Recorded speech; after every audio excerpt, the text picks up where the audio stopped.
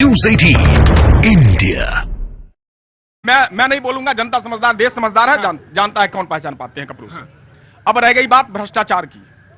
ये सारे भ्रष्टाचारियों को युक्त करके और खुद को भ्रष्टाचार मुक्त कहते हैं तो बड़ा हास्यास्पद लगता है। दूसरी बात, किसको कहा, मैं बता रहा हूं, 70,000 करोड़ अजीत पवार। प्रातः काल आ जाइए जी, हम आपका स्वागत करते हैं। छगन भुजबल, मैं नहीं कहता था, भारतीय जनता पार्टी के सारे लोग चीख चीख के कहते थे बहुत बड़ा भ्रष्टाचारी। प्रधानमंत्री जी खुद कहते थे कि नेशनल पार्टी है वो, और मतलब उसको ले लिया।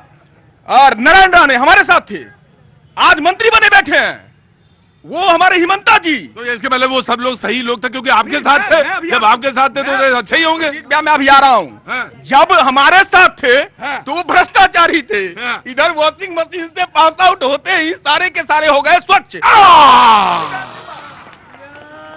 इनको ये बड़ी चिंता है इस बात की कि जैसे ही वहां पहुंचते हैं वो सब हो जाते हैं। क्या नाम है साहब आपका? घनश्याम। घनश्याम जी, क्या काम करते हैं? मैं नोएडा में सॉफ्टवेयर इंजीनियर हूँ। सॉफ्टवेयर इंजीनियर है। मैं आया जी, बोलिए सर। लखनऊ से आए, मेरी वाइफ आपका शो सबसे पहले बैठ जाती है, शाम को बैठ जाती हूँ देखने। 5:45 बजे से लखनऊ से आए हैं तो हम लोग केवल स्पेशल यही देखना है आज आपके यहाँ। अच्छा, तो ठीक है 2 साहब। घंटे से वेट कर रहे थे हम लोग, अब शो शुरू हुआ। तो चाय वाय पूछा इन लोगों ने कि नहीं? क्या गुप्ता जी, यादव जी, वो वाले गुप्ता जी नहीं, एक त्रिवेदी जी हैं, उनका नाम मैं गुप्ता जी रखा हूं।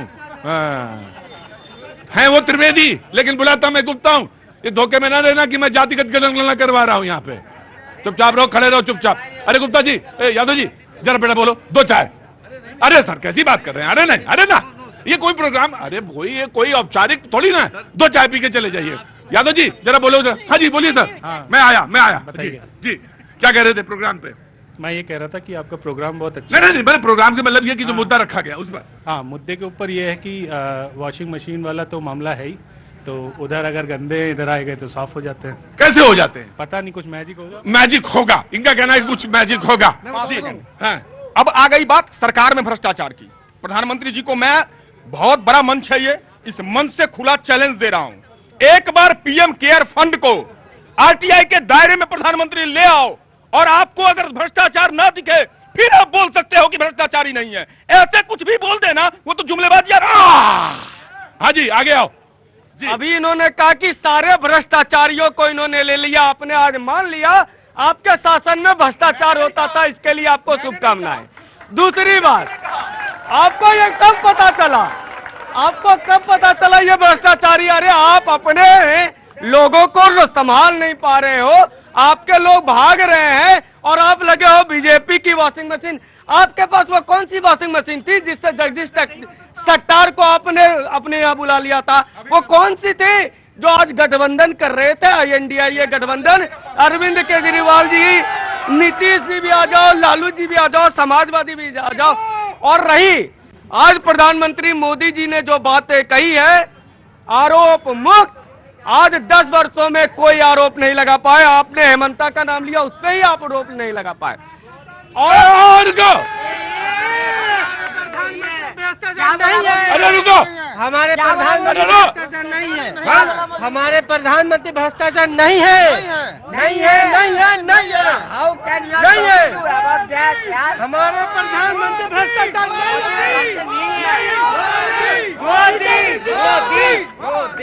अरे रुको, रुको। मोदी नहीं, हमें आज इस देश की गार्ड,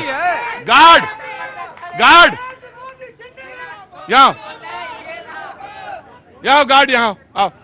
अरे खाली हाथ में इनके लिए थोड़ा नमकीन भी लाके दे दो। जाओ, नमकीन लाके दो इनको, नमकीन और पानी दोनों ले जाओ इनको। हाँ जी, हाँ जी। जब आलम है शाम का ऐसा, तो सुबह क्या होगा, 24 का परिणाम क्या होगा, आप समझ जाइए। आज जब जनता, उन्होंने कहा कि 370 मतलब श्रद्धांजलि है मुखर्जी साहब को। 300 और होना सिर्फ मुखर्जी साहब को ही नहीं, 370 वो 40,000 नौजवानों की जिसकी शहादत हुई, जिसका बलिदान हुआ कश्मीर में। जी जी। क्या पुलवामा के 44 नौजवानों, हमारे जवानों की भी श्रद्धांजलि है? वो जवाब दोगे? जांच क्यों नहीं सामने आ रही है? और दूसरी बात, गलत कोड मत करो अमित, तो मैंने नहीं कहा था किसी को भ्रष्टाचारी। भारतीय जनता पार्टी के लोग पानी पी पी करके कहते थे नारायण राणे भ्रष्टाचारी है, छगन भुजबल भ्रष्टाचारी है, या अजित पवार भ्रष्टाचारी है। इवन की प्रधानमंत्री का स्टेटमेंट है, मैं नहीं कहता था। मैं कह रहा हूं, यही तो मैं समझाने का प्रयास कर रहा हूं। और जगदीश शेट्टर राज कहां है? हम नहीं संभाल पाए, हमारे पास नहीं थी वॉशिंग मशीन। प्रतीक भैया फिर चले। जी जी इनके साथ तो आराम से जी। इन्होंने तो ड्राई क्लीनिंग आगे वाली ये। प्रॉपर इंडस्ट्री लगाई हुई है, क्योंकि जितने भी विपक्ष में वो नेता थे, वो पार्टियां थी जिनके साथ कहते थे कि हम उनके साथ कोई गठबंधन नहीं करेंगे, कभी भी किसी तरह का राजनीतिक गठजोड़ करेंगे, आज वो सब मिलकर मोदी जी को हराने की स्ट्रेटेजी बना रहे, लेकिन इनको समझ नहीं आ रही। और अगर बात आरोपों की होती है, आ रहा जी।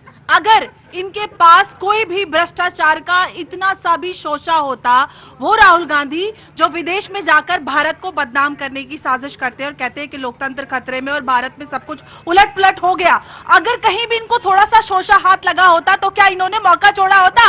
आप इनसे पूछ लीजिए। ये सिर्फ इनको समझ नहीं आ रहा है कि मोदी जी ने आखिर ऐसा कौन सा जादू किया है। हम राहुल गांधी को कितना भी आप वॉशिंग मशीन से निकाल के लाइए, वो कुछ कर ही नहीं पाए। मैं नासिर साहब से पूछ लूं। दो प्रश्न खड़े किए। पहला तो राहुल गांधी जी के बारे में इन्होंने कहा कि विदेश में जाकर के देश के लोकतंत्र की बात करते हैं कि लोकतंत्र खतरे में है।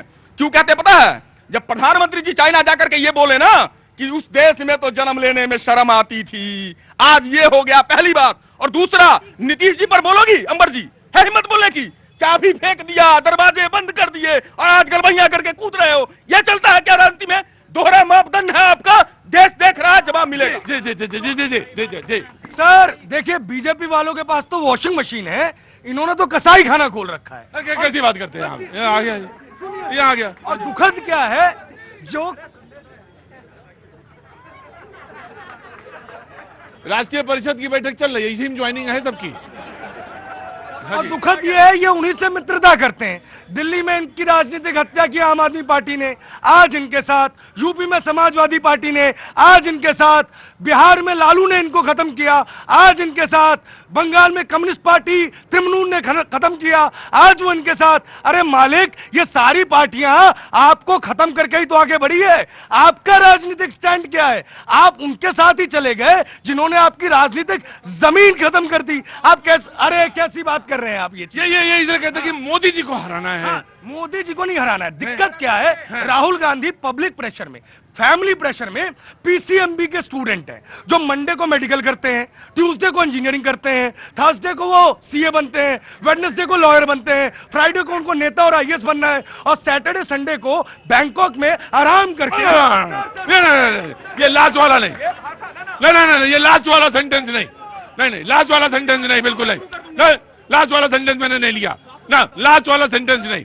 हाँ लीजिए, वापस लीजिए, हाँ लीजिए, वापस लीजिए, लास्ट सेंटेंस नहीं। भावावेश में मत आओ ना, इतना भावावेश में मत आओ। और आपने प्रश्न खड़े किया, प्रश्न का जवाब ले लो। मैं आपकी भाषा में नहीं जाऊंगा क्योंकि मेरी जवाब देना तुम। जस्ट दे दिया बस।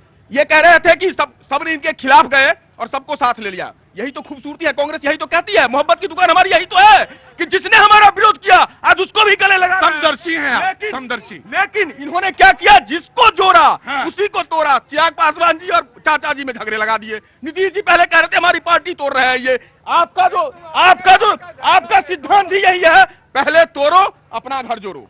पहले अपने घर का जोड़ो। कमलनाथ जी की भी अब लग रही है कि कमल के पास आ रहे हैं।